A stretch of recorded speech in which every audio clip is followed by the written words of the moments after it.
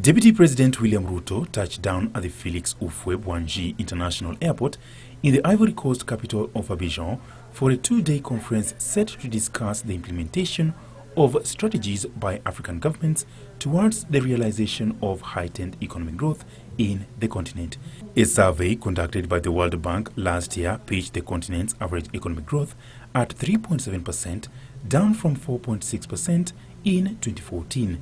The two-day Africa CEO Forum is set to host 500 CEOs and leaders from 43 African countries bent on streamlining relations between the private sector and African governments, geared towards improved economic growth and reduced poverty within the continent. In his key address, the Deputy President necessitated overimportance towards achieving sustainable growth.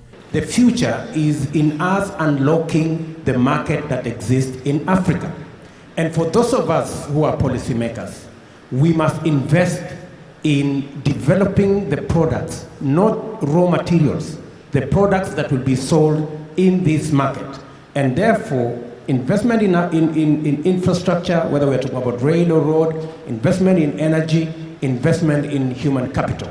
Ruto is among the delegation of eminent African leaders who will also address the viability of a regional integration, with special emphasis on encouraging Africa's fractured markets to consolidate and help domestic industrial champions and to attract outside investment. And it is our responsibility as the policymakers and the business people of this continent to work on the Africa narrative, Africa rising narrative, and make it a reality.